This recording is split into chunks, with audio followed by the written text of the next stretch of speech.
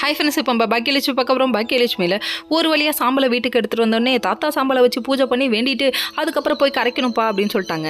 அஸ்தியை கரைக்கணுங்கிறதுக்காக இவங்க ஆற்றுக்கு போக அங்கே போய் நின்னா கண்ணீர் வடிக்கிறாங்க. அண்ணனும் தம்பியும் மாற்றி மாற்றி தாத்தா தாத்தான்னு சொல்லிட்டு கண்ணீர் வடிக்க, அதுக்கப்புறம் அஸ்தியை கரைச்சதுக்கப்புறமா தாத்தா உங்கள் இடத்துல இருந்து நான் இந்த குடும்பத்தை பார்த்துக்குவேன் தாத்தான்னு சொல்லிட்டு எடுத்த சபதத்தை முடிப்பேன் தாத்தான்னு சொல்கிறாங்க.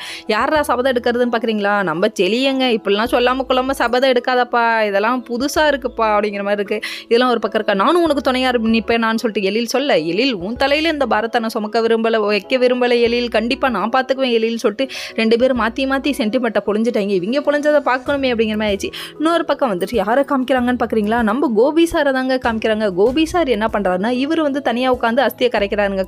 கரைச்சதுக்கு அப்புறமா அப்பா என்னை மன்னிச்சிருங்கப்பா, என்ன பாவம் செஞ்சதாலும் என்னை மன்னிச்சிருங்கப்பான்னு சொல்லி கேட்க, தம்பி நீ பண்ண பாவம்லாம் கொஞ்சம் இல்லை நஞ்சல்ல, நான் என்ன பண்ணேன், எனக்கு போய் இப்படி ஒரு தப்பை கொடுத்துறாங்க, இப்படி ஒரு பாவத்தை கொடுத்துறாங்க, தண்டனையை கொடுத்துறாங்கன்னு சொல்லி கேள்வி கேட்க, இதெல்லாம் பண்ணப்பா ஓகேப்பா, கடைசியில் எதிரியா யாரை நினைக்கிறாங்கன்னு பார்க்குறீங்களா? நம்ம பாட்டியை வெளியாக்கிட்டாங்களே, பாட்டி தான் என்னோட முதல் எதிரின்னு சொல்லிட்டாங்க.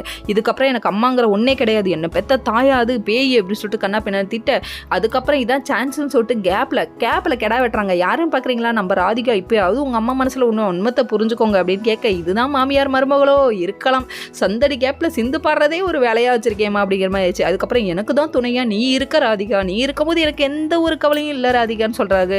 நல்லா வருவாப்பா நீ, இவங்களால தான் முக்கால்வாசி கஷ்டத்தை பட்டா, இன்னும்மா தெரிந்தல நீ அப்படிங்கிற மாதிரி இருக்கு. ஓகே.